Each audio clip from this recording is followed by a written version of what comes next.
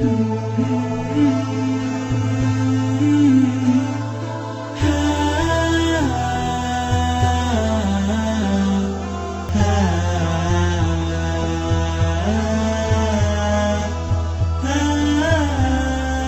jelas, orang kalau ikhlas karena Allah akan sangat membantu dia beribadah. Ya.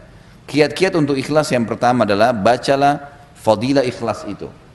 Ya, di antaranya hadis Nabi SAW yang berbunyi, Allah tidak akan menerima amalan, riwayat Abu Daud ini ya, Allah tidak akan menerima amalan kecuali yang ikhlas kepadanya.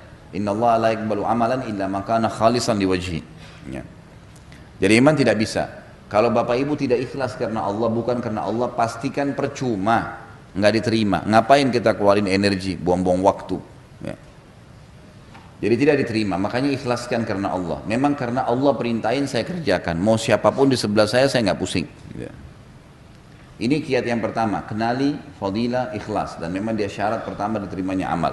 Yang kedua, agar ikhlas adalah rahasiakan semaksimal mungkin ibadah-ibadah yang memang bisa dirahasiakan, kecuali yang kelihatan. Ya. Jadi kalau misalnya kita lagi ke majelis taklim begini, emang rame-rame, orang-orang sholat Idul Adha, Idul Fitri, laki-laki sholat Jumat, sholat 5 waktu di masjid, emang harus dilihat. Atau mungkin ada tamu di rumah kita ajak, sudah azan, ibu-ibu misalnya ada tamu perempuan di rumah, udah azan bu, sholat yuk, nah, kita ajak sholat tamunya, gitu kan? Itu lain, sesuatu yang memang harus ada. Tinggal kita mengontrol ya. Kita mengontrol bagaimana supaya tidak riya. Jadi kalau ditawarin oleh syaitan jangan diiyakan ya. Tuh orang tahu kamu yang ajak kamu dapat pahala, a'udzubillahi minasyaitonirrajim. Karena setiap ibadah akan tersirat riya. Nah, tapi kalau kita tidak iyakan maka tidak jadi dosa ya, tidak jadi dosa. Jadi kita harus rahasiakan. Misal ibadah yang dirasakan kayak sholat malam, kayak sedekah, ya, apa sajalah ibadah yang kita kerjain. Nah, saya juga pernah singgung masalah haji dan umroh, ya. Jadi kalau orang sekitar harus tahu ya sudah, lihat nggak masalah. Tapi kalau iklanin, undang orang, ya. Kemudian pernah saya bilang itu orang kalau mau haji, pakai akhirnya ada istilah walima safar, ya. Walima itu istilah makanan untuk pernikahan dalam agama. Tapi di Indonesia yang penting ada bahasa Arabnya. Ya. Walima safar, makanan ke pengantin untuk orang safar. Apa hubungannya? Ya. Apa isinya? Iklanin kalau saya mau pergi haji. Ya. Untuk apa diiklanin ini? Apa manfaatnya? Pernah saya tanya, untuk apa Bapak Ibu sekalian? Ya untuk kami didoain Ustaz. Untuk apa didoain? Ya mau pergi haji itu Anda yang doain kita, gitu kan? Untuk minta maaf. Untuk apa minta maaf pada saat mau pergi haji? Orang minta maaf itu setiap saat. Jangan meninggal, jangan tidur malam hari ini kecuali Anda sudah minta maaf sama semua orang yang pernah buat salah, karena kita bisa meninggal, ketemunya akhirat, bahaya gitu kan. Jadi nggak ada alasan. Maka lebih baik nggak usah. Oh nggak enak sama tetangga kalau nggak acarain seperti mereka, nggak ada ceritanya, nggak enak. Kita punya syariat, nggak boleh. Bahkan para ulama salaf dulu, mereka ada yang pergi jihad, pergi haji, pergi umrah, tidak ada yang tahu. Tidak ada yang tahu. Dinukil dalam sebuah kisah Abu Bakar radhiyallahu anhu pernah membantu seorang ibu janda, tidak ada yang tahu. Umar bin Khattab radhiyallahu anhu menceritakan, di zaman khilafahnya Abu Bakar, beliau pun punya hajat. Beliau mengatakan, saya punya hajat dengan Abu Bakar, kemudian habis sholat duhur, saya ngobrol-ngobrol dulu dengan beberapa sahabat, ya kan? Kata Umar, nanti baru saya mau nyusul Abu Bakar ke rumah. Abu Bakar sering habis jadi imam selama khalifah pulang ke rumahnya. Maka Umar pun nyusul, pikirannya Abu Bakar di rumahnya. Abu Bakar sudah nggak ada, kemudian Abu Umar memberikan salam dari depan rumah, Assalamualaikum warahmatullahi wabarakatuh. Dijawab oleh istrinya Abu Bakar, ya. Lalu Umar berkata, mana Abu Bakar? Kata istrinya, Abu Bakar nggak pernah pulang di jam-jam seperti ini. Waktu seperti ini nggak pernah pulang. Dia biasanya pulangnya habis sholat asar baru pulang ke rumah. Duhur asar tuh nggak pernah gitu. Kata Umar, tapi kami menyaksikan dia selalu pulang ke rumahnya. Kata istrinya, tidak ada. Baiklah, Umar cerdas nih. Umar nggak begitu pulang, dia pulanglah ke rumahnya, sholat asar, ketemu sama Abu Bakar, nggak ditanya sama dia. Dia nggak nanya. Maghrib ketemu nggak nanya, Isya ketemu nggak nanya, subuh ketemu nggak nanya. Besok habis duhur, Abu Bakar waktu keluar dari masjid diikuti sama Umar diam-diam. Ternyata Abu Bakar jalan sampai depan rumahnya, dia lihat kiri kanan nggak ada orang, terus lagi jalan lurus sampai ke ujung Madinah. jalan kaki sendirian. Sama Umar diikutin, ternyata di ujung Madinah ada satu rumah gubuk tua sekali.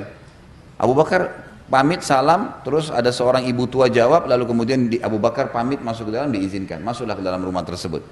Umar menunggu di sebelah tembok rumah. Lalu Abu Bakar mengerjakanlah apa yang dia ingin kerjakan pada saat itu, kata Umar, lalu kemudian setelah Abu Bakar pergi, saya pastikan dia sudah jauh, lalu saya ketuk rumah itu. Lalu saya berikan salam, dijawab oleh seorang nenek, ya.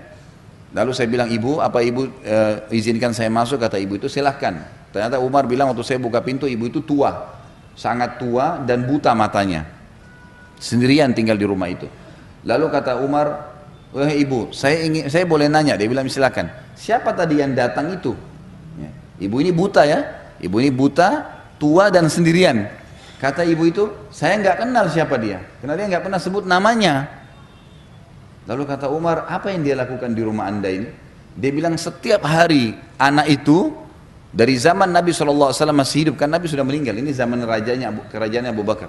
Dari zaman Nabi SAW masih hidup, orang ini setiap siang datang ke sini membersihin rumah saya, buatin makanan buat saya, cuciin baju saya, dan siapin pakaian yang saya pakai untuk besok, setiap hari. Tiba-tiba Umar menangis radhiyallahu anhu, dan Umar mengatakan, dengan inilah Abu Bakar mengalahkan kami. Bayangin. Dari sudah puluhan tahun melakukan, tidak ada yang tahu. Umar pun tahu karena ngikutin, kalau enggak tahu. Ini membantu seorang yang sangat tua, raja pada saat itu datang ke rumah ibu janda dan bersihin rumahnya, sapu-sapu dan seterusnya. Dan setelah Abu Bakar meninggal, Umar melakukan hal itu. Terus saja beliau mencari orang-orang janda-janda yang susah, dibiayai, dibantu gitu kan. Dan setiap kali selesai dia mengatakan, inilah pelajaran dari Abu Bakar, inilah pelajaran dari Abu Bakar gitu. Ini contoh-contoh, ini salah satu contoh saja bagaimana mereka bisa mengontrol dan menjaga itu. Jadi kiat yang kedua harus merahasiakannya. Renungi sebuah hadis riwayat Imam Muslim yang berbunyi, kata Nabi SAW, Inna Allah yuhibbut taqiyul ghaniyul khafi. Allah sangat cinta dengan hambanya yang taqi. Taqi itu bertakwa. Diperintahin apa dikerjakan, dilarang apa ditinggalkan. Gani, orang yang kaya dan suka bersedekah. Ya, suka membantu orang-orang susah. Dan yang ketiga khafi, suka merahasiakan ibadahnya. Allah cinta dengan orang seperti ini, nggak ada yang tahu ya. Sampai kata Nabi SAW, bisa saja orang-orang yang rambutnya berantakan, penuh dengan debu badannya, tapi kalau dia bersumpah atas nama Allah, Allah terima doanya. Jadi jangan pernah anggap remeh. Hasan Basri pernah mengajarkan kepada kita Bapak Ibu sekalian, waktu membahas masalah definisi tawadhu. Tawadhu itu merendah karena Allah. Karena kata Nabi SAW, man tawadhu'a lillah rafa'ahullah. Siapa yang merendah karena Allah, Allah akan tinggikan derajatnya. Lalu para ulama waktu itu di Irak ngumpul, di kota Basra ngumpul. Biasanya para ulama ini mendiskusikan tentang hal-hal yang mungkin ada masalah sedang dihadapin, atau sebuah poin mungkin bagi orang awam tidak terlalu penting, tapi bagi para ulama penting. Waktu itu mereka sedang membahas apa definisi tawadhu. Apa sih tawadhu itu? Maka para ulama masing-masing berikan definisi. Hasan Basri diam, rahimahullah. Kemudian tiba-tiba selesai semua membahas, lalu mereka mengatakan, wahai Imam Hasan Basri, apa pendapat anda tentang masalah ini? Kata Hasan Basri, kalian sudah terlalu banyak ngomong gitu. Sudah banyak definisi, tapi kalau kalian mau tangkap dari saya, ambil dari saya, maka ketahuilah tawadhu adalah jangan kau lihat muslim siapapun di depan mata kamu. Bagaimanapun jenjang sosialnya, ekonominya, fisiknya, kecuali kau mengatakan pada dirimu, dia lebih baik daripada saya.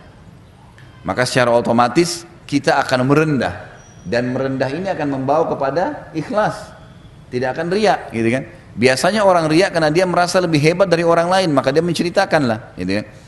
Maka ini ada hubungannya. Bagaimana kita merendah?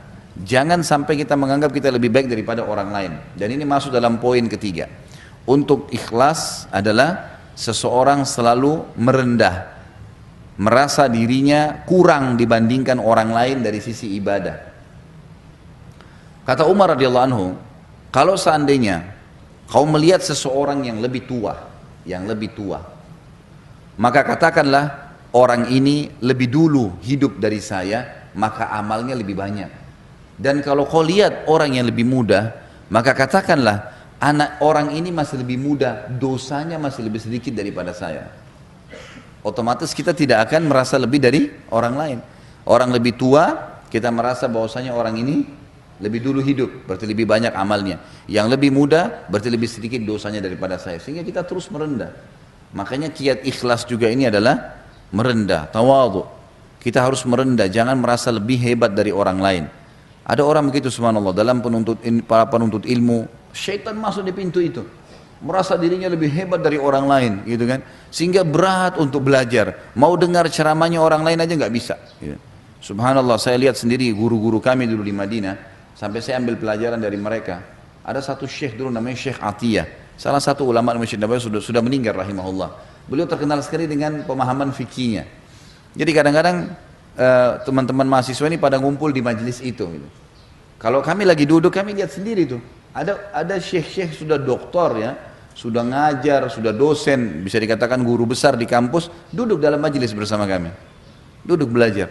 Mereka tidak merasa malu duduk bersebelahan dengan muridnya, kalau memang dianggap itu manfaat. Jadi luar biasa gitu. Mereka merendah ya, mereka merendah. Maka ini poin yang juga ya, harus dijaga. Jadi kita sembunyikan, yang kedua dan yang ketiga kita merendah. Sehingga kita selalu terkontrol, tidak merasa lebih dari orang lain. Yang keempat, kontrol lisan. Kontrol lisan. Setiap mau ngomong, berhentiin. Gak usah ngomong. Apapun, pokoknya berhubungan dengan ibadah jangan ceritain. Jangan ceritain. Kecuali memang dalam keadaan-keadaan di mana kita pastikan tidak terbuka celah. Misal, Bapak Ibu mau ceritain ke anak-anak. Ya, anak-anak biasanya tidak jauh sekali kita dari riya, gitu kan. Nah, nanti sholat ya, ikutin ibu ya, gini loh sholatnya, ya kan? Kita didik, bapak, ayo nak ikut sama ayah ke masjid ya. Masjid itu fadilahnya besar. Rasulullah SAW bersabda begini misalnya. Maka kita dalam menghadapi anak kita, nggak ada riyanya, ya nggak, bisa kontrol kan? Otomatis ya. Atau kita menasehatin orang tua kita, saudara kita, agar dia meninggalkan satu perbuatan salah. Saya yakin kita bisa mengontrol itu. Nah, kontrolan ini harus bisa kita milikin nih, gitu kan? Sebagaimana kita kalau nasihatin anak karena kita sayang dengan dia, maka kalau kita bisa mengontrol itu untuk semua muslim, maka positif, nggak ada masalah, gitu kan? Karena ada memang firman Allah Subhanahu wa taala, fa amma bi ni'mati rabbika fahaddits. Kalau nikmat Tuhanmu boleh kamu bahasakan, hai Muhammad, Nabi Muhammad SAW. Ulama tafsir mengatakan kalau ada seseorang yang kalau dia sampaikan pengalaman dia bisa memberikan manfaat dan dia bisa mengontrol riya, tidak masuk dalam riya yang dilarang. Tapi ini memang butuh ilmu iman yang kuat ya. Dia bisa memberikan gambaran-gambaran pengalaman-pengalaman dia yang memang tidak diikuti oleh riya. Jadi jangan juga Bapak Ibu langsung menvonis kalau ada orang yang menceritakan pengalaman dia lalu dianggap orang ini berarti buruk. Enggak. Bisa saja mungkin dia sudah sampai pada level itu. Memang dia bisa mengontrol sebagaimana dia nasihatin anaknya, gitu kan. Misal di kota Jakarta ini tidak ada yang ikut jihad. Sementara jihad sekarang sedang terjadi. Lalu dia sudah ikut, dia punya pengalaman, lalu dia membicarakan. Ini jihad itu begini loh, saya hadir ke sana, saya rasakan begini-begini. Untuk motivasi orang dan dia tahu dia tidak. Memang betul-betul ikhlas agar umat Islam ini ayo bergerak, misal, gitu kan. Maka itu tidak ada masalah. Sama halnya juga kata ulama, orang kalau menyampaikan program-program, ya, seperti sering saya bahasakan setelah mengambil fatwa ulama tentang bolehnya menyampaikan program. Kayak saya sering sampaikan, ini ada program sosial Bapak Ibu sekalian seperti ini, seperti ini, seperti ini. Kalau kita nggak sampaikan orang nggak ngerti, gitu kan.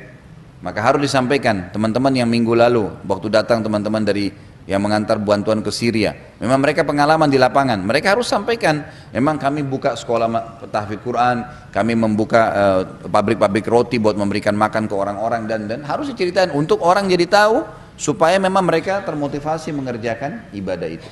Tapi kalau dia juga menceritakan itu karena dia ingin dipuji, ya sama, berarti masuk dalam bab riya. Baik. Itu saya tambahkan karena memang ada disebutkan di sini tentang qurra'ul mura'in, ya. Orang-orang yang baca Quran karena riya. Tentu ini contoh, maka semua juga masuk dalamnya seperti sholat karena riya, sedekah karena riya dan seterusnya.